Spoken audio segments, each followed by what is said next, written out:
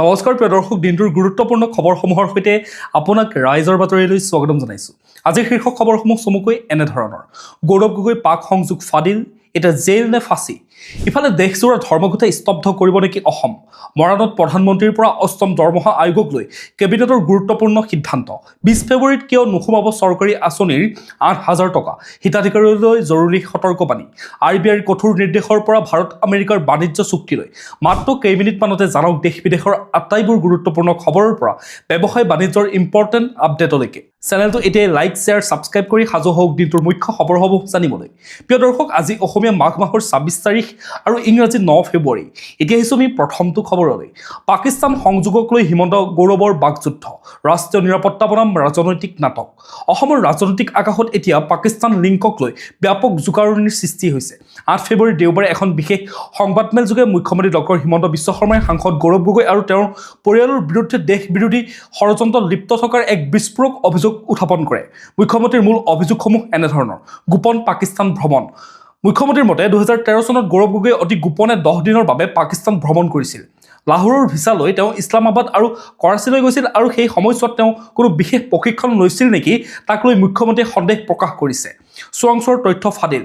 অভিযোগ অনুসৰি গগৈৰ পত্নী এলিজাবেথ কলবাৰ্ণে ভাৰতৰ চোৱাংচোৱা শাখাৰ গোপন মূল্যায়নত সম্বলিত 45 পৃষ্ঠাৰ এক প্ৰতিবেদন পাকিস্তানৰ লিড পাকিস্তান নামৰ সংগঠনৰ মুৰব্বী আলী তৌকি শ্বেখলৈ প্ৰেৰণ কৰিছিল। অবৈধ ধনৰ লেনদেন। এলিজাবেথে পাকিস্তানৰ পৰা নিয়মীয়াকৈ দৰমহা লাভ কৰিছিল আৰু FCRA নিয়ম উলংঘা কৰি এই ধন ভাৰতলৈ অনা হৈছিল। লগতে এলিজাবেথৰ পাকিস্তানত এক গোপন বেংক একাউণ্ট থকাৰ কথাও মুখ্যমন্ত্ৰীয়ে সদৰি কৰে। সংসদত ৰহস্যজনক প্ৰশ্ন। পাকিস্তানৰ পৰা উভতি অহাৰ পাছত গৌৰৱ গগৈয়ে লোকসভাত ভাৰতৰ পাৰমাণৱিক শক্তি আৰু প্ৰতিৰক্ষা সঁজুলি সম্পৰ্কে কৰা প্ৰশ্নসমূহক মুখ্যমন্ত্ৰীয়ে ৰাষ্ট্ৰীয় নিৰাপত্তাৰ প্ৰতি ভাবুকি বুলি অভিহিত কৰে। গৌৰৱ গগৈৰ তীব্ৰ প্ৰত্যুত্তৰ। মুখ্যমন্ত্ৰীৰ এই সুদীৰ্ঘ সংবাদমেলক এক প্ৰকাৰ উপহাস কৰি গৌৰৱ গগৈয়ে এক C-গ্ৰেড চিনেমা বা ছুপাৰ ফ্লপ আখ্যা দিয়ে। বিপদগামী কৰাৰ চেষ্টা। গগৈৰ মতে তেওঁৰ নেতৃত্বত চলি থকা সময় পৰিৱৰ্তন যাত্ৰাই লাভ কৰা অভূতপূৰ্ব সঁহাৰি দেখি মুখ্যমন্ত্ৰীয়ে শংকিত হৈ পৰিছে। ভূমি কেলেংকাৰীৰ অভিযোগ। মুখ্যমন্ত্ৰীয়ে আৰু তেওঁৰ পৰিয়ালে দখল কৰা বুলি অভিযোগ উত্থাপন কৰা 12,000 বিঘা মাটিৰ কেলেংকাৰীৰ পৰা ৰাইজৰ দৃষ্টি আঁতৰাবলৈহে এনে হাস্যকৰ কাহিনী ৰচনা কৰা হৈছে বুলি গগৈয়ে প্ৰত্যাক্ৰমণ চলায়। অসম আৰক্ষীৰ বিশেষ তদন্তকাৰী দল চমুকৈ SITয়ে এই গোচৰৰ প্ৰাৰম্ভিক তদন্ত চলাইছিল। যিহেতু ইয়াৰ আন্তৰ্জাতিক সংযোগ আছে, সেয়েহে অসম চৰকাৰে সমগ্ৰ গোচৰটো কেন্দ্ৰীয় গৃহ মন্ত্ৰালয়ৰ অধীনত থকা কোনো কেন্দ্ৰীয় সংস্থাক হস্তান্তৰ কৰিবলৈ পৰামৰ্শ প্ৰদান কৰে। এতিয়া আহিছোঁ আমি পৰৱৰ্তী খবৰটোলৈ। কেৱল চৰকাৰী বিদ্যালয়ত বৰ্ড পৰীক্ষা, নিয়ন্ত্ৰণ আৰু স্বচ্ছতাৰ নতুন পৰীক্ষা। অহা 10 ফেব্ৰুৱাৰীৰ পৰা আৰম্ভ হ'বলগীয়া হাইস্কুল শিক্ষান্ত পৰীক্ষা আৰু উচ্চতৰ মাধ্যমিক চূড়ান্ত পৰীক্ষাক কেন্দ্ৰ কৰি অসম চৰকাৰে এক ঐতিহাসিক সিদ্ধান্ত গ্ৰহণ কৰিছে। এইবাৰ প্ৰথমবাৰৰ বাবে সকলো কেন্দ্ৰ কেৱল চৰকাৰী বিদ্যালয়তে স্থাপন কৰা হৈছে আৰু নিৰীক্ষণৰ দায়িত্ব অকল চৰকাৰী শিক্ষকক ন্যস্ত কৰা হয়। মুখ্যমন্ত্ৰী ডক্টৰ হিমন্ত বিশ্ব শৰ্মাৰ মতে ব্যক্তিগত শিক্ষানুষ্ঠানৰ ওপৰত চৰকাৰী নিয়ন্ত্ৰণ সীমিত হোৱাৰ বাবে পৰীক্ষাত স্বচ্ছতা আৰু দায়বদ্ধতা নিশ্চিত কৰিবলৈ এই কেন্দ্ৰীকৃত ব্যৱস্থা হাতত লোৱা হৈছে। 2026 বৰ্ষত অভিলেখ সংখ্যক 7.69 লাখতকৈও অধিক পৰীক্ষাৰ্থী অৱতীৰ্ণ হ'ব। ইয়াৰ ভিতৰত হাইস্কুল শিক্ষান্ত পৰীক্ষাত 4,38,565 জন আৰু উচ্চতৰ মাধ্যমিকত 3,30,744 জন ছাত্ৰ-ছাত্ৰী আছে। পৰীক্ষাৰ নিৰাপত্তা সুনিশ্চিত কৰিবলৈ 194টা কেন্দ্ৰক সংবেদনশীল হিচাপেও চিহ্নিত কৰা হয়। এতিয়া আহিছোঁ আমি পৰৱৰ্তী খবৰটোলৈ। 12 ফেব্ৰুৱাৰীত দেশজোৰা ধৰ্মঘট, স্তব্ধ হ'ব পাৰে অসম। কেন্দ্ৰীয় চৰকাৰৰ 4খন শ্ৰম সংহিতা বাতিলৰ দাবীত অহা 12 ফেব্ৰুৱাৰীত ট্ৰেড ইউনিয়নসমূহৰ যৌথ মঞ্চই দেশজোৰা ধৰ্মঘটৰ আহ্বান জনায়। অসমতো ইয়াৰ সৰ্বাত্মক প্ৰভাৱ পৰাৰ সম্ভাৱনা আছে। শ্ৰমিক সংগঠনসমূহৰ মতে এই নতুন আইনে শ্ৰমিকৰ 8 ঘণ্টা কামৰ অধিকাৰ খৰ্ব কৰি 12 ঘণ্টালৈ বৃদ্ধি কৰিব আৰু মালিক পক্ষক ইচ্ছানুসৰি ছাঁটাইৰ ক্ষমতা দিব। ধৰ্মঘটৰ সমৰ্থনত মটৰ পৰিবহণ সন্থাই 24 ঘণ্টীয়া চকাবন্ধ ঘোষণা কৰিছে। চাহ বাগিচাৰ শ্ৰমিক, অংগনবাড়ী কৰ্মী, বেংক আৰু তেল খণ্ডৰ কৰ্মচাৰীসকলে এই প্ৰতিবাদত অংশ ল'ব। শ্ৰমিকৰ সাংবিধানিক অধিকাৰ ৰক্ষা আৰু কৰ্পোৰেট শোষণ বন্ধ কৰা এই ধৰ্মঘটৰ মূল লক্ষ্য বুলি সংগঠনসমূহে জনায়। এতিয়া আহিছোঁ আমি পৰৱৰ্তী খবৰটোলৈ। বিহুৰ পূৰ্বে নিৰ্বাচন, প্ৰস্তুতিৰ বুজ ল'বলৈ অসমত নিৰ্বাচন আয়োগৰ দল। অসমত বিধানসভা নিৰ্বাচনৰ ৰণসিঙা বাজি উঠিছে। নিৰ্বাচনী প্ৰস্তুতিৰ বুজ ল'বলৈ শনিবাৰে দুদিনীয়া কাৰ্যসূচীৰে নিৰ্বাচন আয়োগৰ এটা উচ্চস্তৰীয় দল গুৱাহাটীত উপস্থিত হয়হি। মনীষ গাৰ্গৰ নেতৃত্বত অহা দলটোৱে ৰাজ্যৰ মুখ্য সচিব, আৰক্ষী সঞ্চালক প্ৰধান আৰু জিলা আয়ুক্তসকলৰ সৈতে গুৰুত্বপূৰ্ণ বৈঠকত মিলিত হ'ব। সমষ্টি পুনৰ নিৰ্ধাৰণৰ পাছত এয়া হ'ব ৰাজ্যৰ প্ৰথমটো বিধানসভা নিৰ্বাচন। অহা 10 ফেব্ৰুৱাৰীত চূড়ান্ত ভোটাৰ তালিকা প্ৰকাশ পাব আৰু ফেব্ৰুৱাৰীৰ শেষ সপ্তাহত নিৰ্বাচনৰ দিন ঘোষণা হোৱাৰ পূৰ্ণ সম্ভাৱনা আছে। চৰকাৰৰ ইচ্ছা অনুসৰি ৰঙালী বিহুৰ পূৰ্বে ভোটগ্ৰহণ সম্পন্ন কৰিবলৈ আয়োগে প্ৰশাসনিক আৰু নিৰাপত্তা ব্যৱস্থাৰ পৰ্যালোচনা চলাইছে। এতিয়া আহিছোঁ আমি পৰৱৰ্তী খবৰটোলৈ। মুখ্যমন্ত্ৰীৰ আত্মনিৰ্ভৰ অসম অভিযান 2.0 হিতাধিকাৰীক প্ৰথম কিস্তিৰ ধন বিতৰণ। অসমক স্বাৱলম্বী কৰাৰ লক্ষ্যৰে শনিবাৰে গুৱাহাটীৰ খানাপাৰাত মুখ্যমন্ত্ৰীৰ আত্মনিৰ্ভৰ অসম অভিযান 2.0ৰ প্ৰথম কিস্তিৰ ধন বিতৰণ শুভাৰম্ভ কৰা হয়। মুখ্যমন্ত্ৰী ডক্টৰ হিমন্ত বিশ্ব শৰ্মাই এই অনুষ্ঠানত হিতাধিকাৰীসকলক ৭৫,০০০ টকাকৈ প্ৰদান কৰে। এই আঁচনিৰ অধীনত ৰাজ্যৰ মুঠ ৭৪,০৩৬গৰাকী যুৱক যুৱতীক সামৰি লোৱা হ'ব, যাৰ বাবে চৰকাৰে ১,৪৮২ কোটি টকা ব্যয় কৰিব।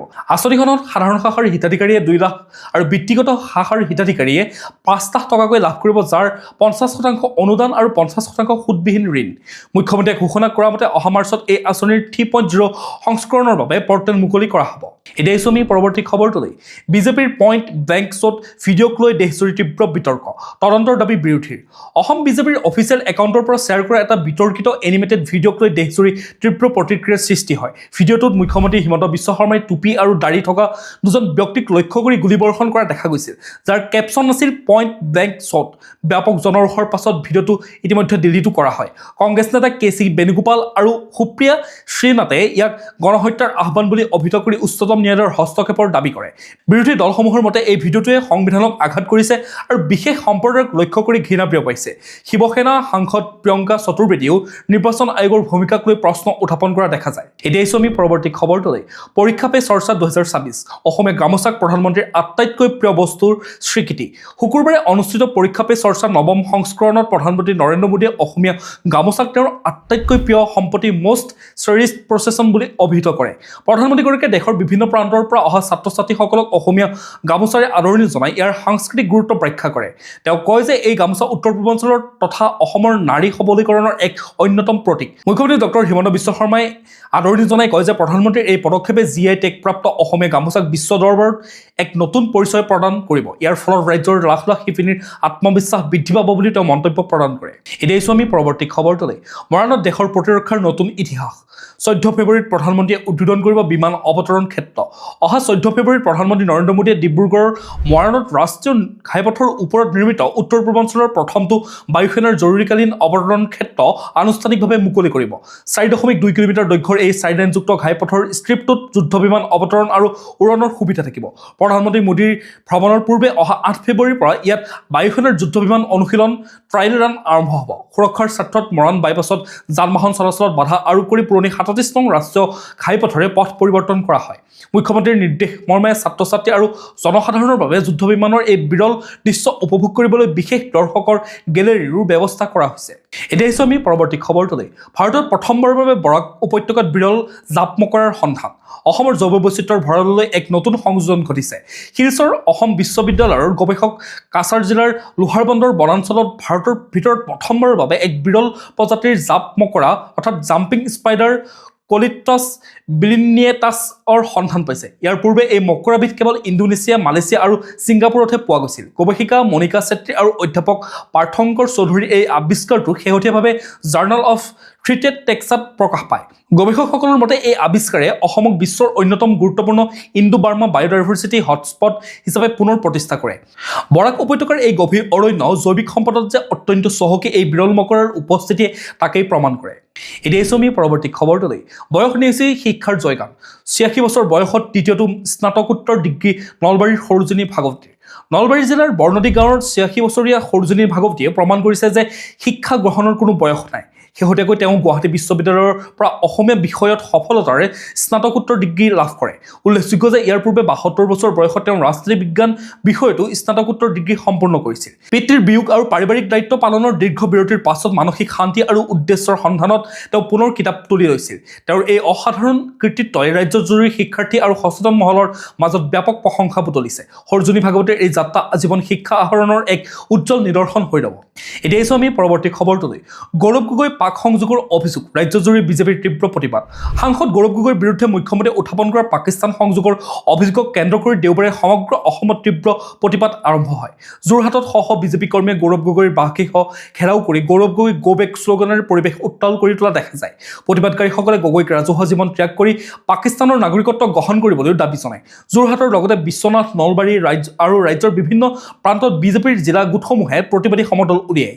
এই অভিযোগসমূহক ৰাষ্ট্ৰীয় নিৰাপত্তাৰ প্ৰতি ভাবুকি বুলি অভিহিত কৰি কেন্দ্ৰীয় তদন্তৰ দাবী উত্থাপন কৰা হয়। পৰিস্থিতিৰ প্ৰতি লক্ষ্য ৰাখি গগৈৰ বাসগৃহত নিৰাপত্তা ব্যৱস্থা অধিক কটকটীয়া কৰি তোলা হৈছে। এতিয়া আহিছোঁ আমি পৰৱৰ্তী খবৰটোলৈ।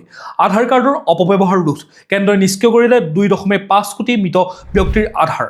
মৃত ব্যক্তিৰ আধাৰ কাৰ্ডৰ অপব্যৱহাৰ ৰোধ কৰিবলৈ কেন্দ্ৰীয় চৰকাৰে এক বৃহৎ অভিযান আৰম্ভ কৰিছে। শেহতীয়াকৈ 6 মাহত দেশজুৰি প্ৰায় 2.50 কোটি মৃত ব্যক্তিৰ আধাৰ কাৰ্ড নিষ্ক্ৰিয় কৰা হৈছে বুলি সংসদত চৰকাৰে সদৰি কৰে। চৰকাৰী সূত্ৰৰ মতে বহু মৃত ব্যক্তিৰ আধাৰ সক্ৰিয় হৈ থকাৰ সুযোগ লৈ বিভিন্ন চৰকাৰী আঁচনি আৰু সেৱাৰ সুবিধা লৈ একাংশই অনিয়ম সংঘটিত কৰি আহিছিল।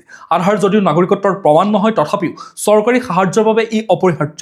মৃত্যুৰ হাৰৰ তুলনাত এই নিষ্ক্ৰিয়কৰণৰ সংখ্যা পূৰ্বে কম আছিল যদিও এতিয়া প্ৰশাসনে ইয়াক অধিক খৰতকীয়া কৰি তুলিছে। এতিয়া আহিছোঁ আমি পৰৱৰ্তী খবৰটোলৈ। বিশিষ্ট নাট্যকাৰ তথা কবি ৰফিকুল হুছেইনৰ দেহাৱসান, সাংস্কৃতিক জগতত শোকৰ ছাঁ। অসমৰ নাট্য আৰু সাহিত্য জগতৰ অন্যতম বলিষ্ঠ কণ্ঠ বিশিষ্ট নাট্যকাৰ তথা কবি ৰফিকুল হুছেইনৰ দেওবাৰে নিশা গুৱাহাটী চিকিৎসা মহাবিদ্যালয়ৰ হাস্পতালত দেহাৱসান ঘটে। 31 জানুৱাৰীত মৰিগাঁৱৰ এটা নাট্য মহোৎসৱত অংশ লৈ থকা অৱস্থাতে তেওঁ হৃদৰোগত আক্ৰান্ত হৈছিল। শৰবিদ্ধ আকাশৰ দৰে কাব্যগ্ৰন্থ আৰু জলাশয় দৈৱকী ধোঁৱাৰ দৰে কালজয়ী নাটকৰ স্ৰষ্টা হুছেইনে নিজৰ সমগ্ৰ জীৱন নাট্যচৰ্চাৰ বাবে উৎসৰ্গা কৰিছিল। বোকাখাতৰ এইগৰাকী আজীৱন সাধকৰ বিয়োগত ৰাজ্যৰ সাংস্কৃতিক মহলত গভীৰ শোকৰ ছাঁ পৰে। এতিয়া আহিছোঁ আমি পৰৱৰ্তী খবৰটোলৈ। অভিনীল হত্যাকাণ্ড, নগাঁও আদালতত 3দিনীয়া যুক্তিতৰ্ক সম্পন্ন, চূড়ান্ত ৰায়ৰ দিশে গোচৰ। 2018 চনত কাৰ্বি আংলঙৰ ডকমকাত সংঘটিত হোৱা অভিজিত নাথ আৰু নীলোৎপল দাসৰ নৃশংস হত্যাকাণ্ডৰ বিচাৰ প্ৰক্ৰিয়াৰ নিৰ্ণায়ক পৰ্যায়ত উপনীত হয়। নগাঁও জিলা আৰু সত্ৰ ন্যায়াধীশৰ আদালতত 5 ফেব্ৰুৱাৰীৰ পৰা আৰম্ভ হোৱা 3দিনীয়া ধাৰাবাহিক চূড়ান্ত যুক্তিতৰ্কৰ শনিবাৰে সম্পন্ন হয়। চৰকাৰী অধিবক্তাৰ দলে আদালতত অভিযুক্ত 48জনৰ বিৰুদ্ধে সবল যুক্তি দাঙি ধৰি চৰম শাস্তিৰ দাবী জনায়।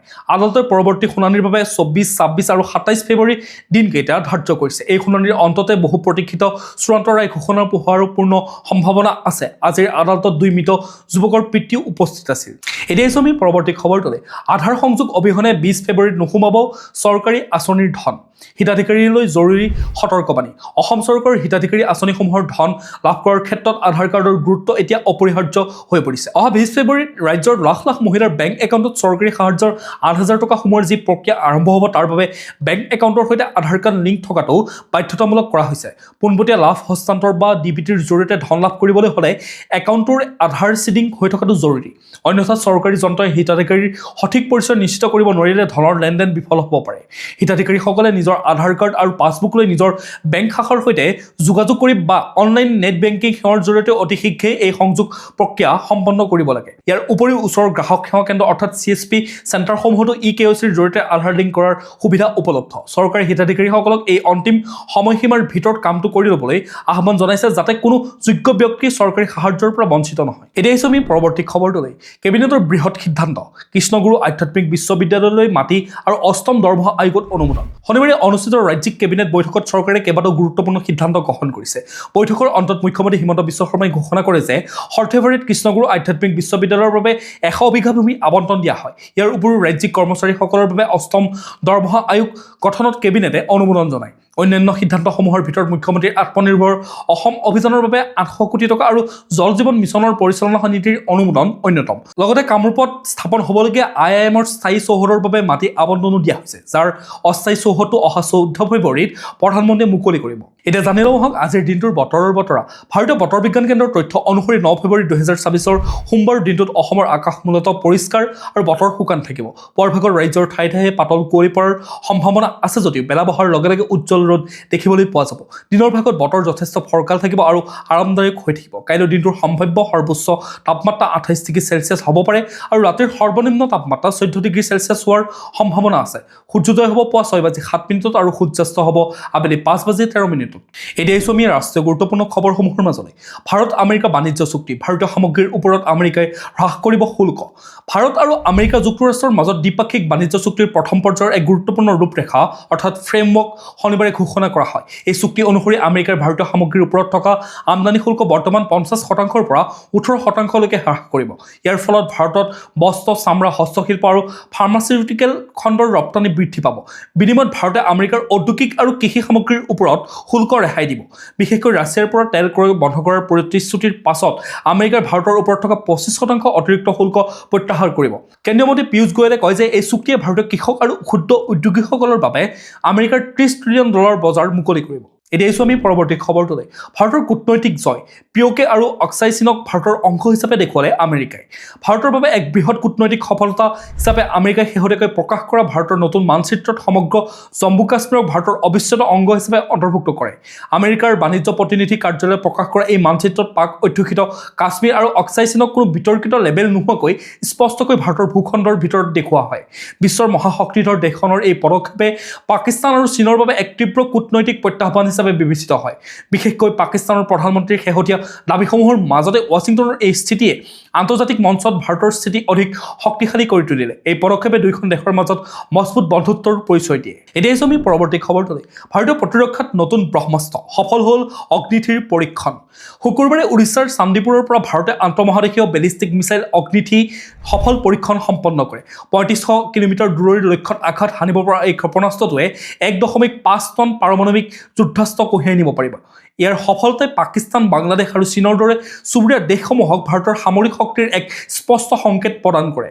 প্ৰতিৰক্ষা বিশেষজ্ঞসকলৰ মতে এই মিছাইলটোৱে পাকিস্তানৰ প্ৰতিটো কোণৰ লগতে চীনৰ চাংঘাইৰ দৰে মহানগৰীটো ধ্বংসলীলা চলাবলৈ সক্ষম।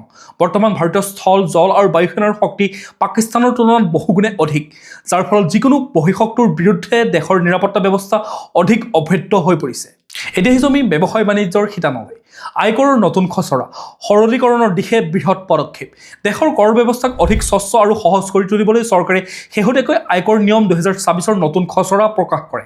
২০২৬ চনৰ ১ এপ্ৰিলৰ পৰা কাৰ্যকৰী হ'বলগীয়া এই নতুন ব্যৱস্থাত বৰ্তমানৰ ৫১১টা নিয়ম হ্ৰাস কৰি ৩৩৩টা কৰা হয় আৰু ৩৯৯খন প্ৰপত্ৰৰ ঠাইত মাত্ৰ ১৯০খন ফৰ্ম ৰখা হয়।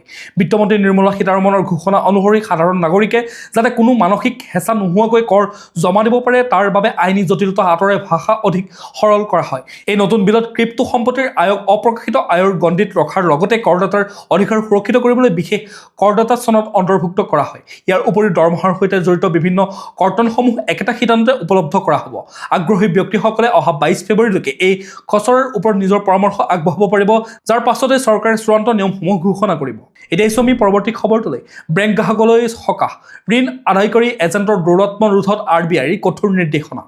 ঋণ আদায়ৰ নামত এজেণ্টসকলে চলোৱা হাৰাশাস্তি আৰু বেংকসমূহৰ ভুল পলিচি বিক্ৰী অৰ্থাৎ মিছ শ্বেয়াৰিং ৰোধ কৰিবলৈ ভাৰতীয় ৰিজাৰ্ভ বেংকে নতুন আৰু কঠোৰ নীতি নিৰ্দেশনা জাৰি কৰিছে। RBIৰ গভৰ্ণৰ সঞ্জয় মালহোত্ৰাই ঘোষণা কৰা অনুসৰি এতিয়াৰ পৰা কোনো ৰিকভাৰী এজেণ্টে গ্ৰাহকক ভাবুকি দিব নোৱাৰিব আৰু তেনে কৰিলে তাৰ বাবে সংশ্লিষ্ট বেংক পোনপটীয়াকৈ দায়বদ্ধ হ'ব। ডিজিটেল লেনদেনৰ ক্ষেত্ৰতো গ্ৰাহকক সুৰক্ষা প্ৰদান কৰি RBIয়ে জনাইছে যে কোনো অনাকাংক্ষিত জালিয়াতিৰ চিকাৰ হ'লে গ্ৰাহকক ২৫,০০০ টকালৈকে ক্ষতিপূৰণ দিয়া হ'ব। বিশেষকৈ জ্যেষ্ঠ নাগৰিকসকলক অনলাইন প্ৰবঞ্চনাৰ পৰা সুৰক্ষা কৰিবলৈ অতিৰিক্ত সুৰক্ষা ব্যৱস্থা গ্ৰহণৰ প্ৰস্তাৱ দিয়া হৈছে। ইফালে কেন্দ্ৰীয় বেংকটোৱে ৰেপো ৰেট ৫.২৫% অপৰিৱৰ্তিত ৰাখিছে, যাৰ ফলত গ্ৰাহকৰ ঋণৰ EMI আপাতত বৃদ্ধি নোহোৱাটো নিশ্চিত হৈছে। এতিয়া আহিছোঁ আমি খেল জগতৰ খবৰসমূহৰ মাজলৈ। স্পেইনত লাভলিনাৰ স্বৰ্ণ জয়, বক্সাম এলিট বক্সিঙত পুনৰ জিলিকিল অসম কন্যা। অসমৰ তাৰকা বক্সাৰ লাভলিনা বৰগোহাঁয়ে পুনৰ আন্তঃৰাষ্ট্ৰীয় পৰ্যায়ত দেশলৈ গৌৰৱ কঢ়িয়াই আনিছে।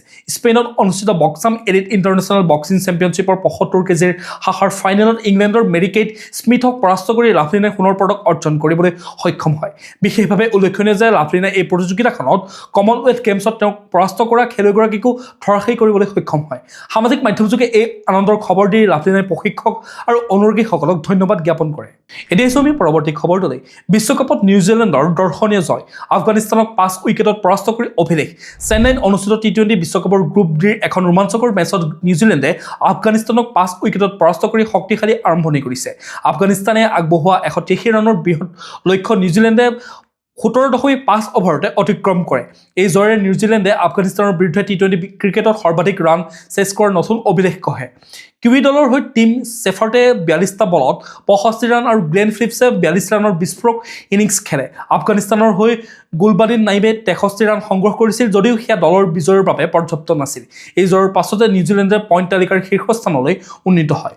এতিয়া আহিছোঁ আমি আন্তঃৰাষ্ট্ৰীয় গুৰুত্বপূৰ্ণ খবৰসমূহৰ মাজলৈ। প্ৰধানমন্ত্ৰী মোদীৰ মালয়েছিয়া ভ্ৰমণ, ১১খন গুৰুত্বপূৰ্ণ বুজাবুজিৰ চুক্তি স্বাক্ষৰ 2026 চনৰ প্ৰথমটো বিদেশ ভ্ৰমণ হিচাপে প্ৰধানমন্ত্ৰী নৰেন্দ্ৰ মোদীয়ে মালয়েছিয়াত উপস্থিত হৈ এক নতুন কূটনৈতিক অধ্যায়ৰ সূচনা কৰে দেওবাৰে কুৱালালামপুৰত মালয়েছিয়াৰ প্ৰধানমন্ত্ৰী আনৱাৰ ইব্ৰাহিমৰ সৈতে হোৱা উচ্চ পৰ্যায়ৰ বৈঠকত দুয়োখন দেশে 11খন গুৰুত্বপূৰ্ণ চুক্তিত স্বাক্ষৰ কৰে এই চুক্তিসমূহৰ ভিতৰত ছেমিকণ্ডাক্টৰ ডিজিটেল প্ৰযুক্তি প্ৰতিৰক্ষা দুৰ্যোগ ব্যৱস্থাপনা আৰু অডিঅ' ভিজুৱেল সহ প্ৰযোজনা অন্যতম প্ৰধানমন্ত্ৰীয়ে মালয়েছিয়াত বসবাস কৰা 30 লাখ ভাৰতীয় মূলৰ লোকক জীৱন্ত সেতু বুলি অভিহিত কৰাৰ লগতে তাত ইউপিআই সেৱা মুকলি আৰু বিনামূলীয়া ই-ভিছাৰ ব্যৱস্থাৰ কথাও ঘোষণা কৰে সন্ত্ৰাসবাদৰ বিৰুদ্ধে কোনো আপোচ কৰা নহ'ব বুলি তেওঁ বৈঠকত দৃঢ়তাৰে প্ৰকাশ কৰে প্ৰিয় দৰ্শক আজিৰ দিনটোৰ গুৰুত্বপূৰ্ণ খবৰসমূহ আছিল ইমানেই আপোনালোকে যদি এতিয়াও আমাৰ চেনেলটো ছাবস্ক্ৰাইব কৰি ল'বলৈ পাহৰি গৈছে অনুগ্ৰহ কৰি চেনেলটো ছাবস্ক্ৰাইব কৰি লওক লগতে নটিফিকেশ্যন বেল আইকনটো প্ৰেছ কৰি ৰাখক যাতে প্ৰতিদিনে এনেধৰণে আমাৰ নিউজৰ ভিডিঅ'ৰ আপডেটসমূহ পাই থাকে লগতে ভিডিঅ'টো যদি চাই ভাল পালে এটা লাইক কৰিব আৰু কমেণ্টত আপোনাৰ মতামত দিবলৈ নাপাহৰিব কাইলৈ পুনৰ একে সময়তে লগ পোৱাৰ প্ৰতিশ্ৰুতিৰে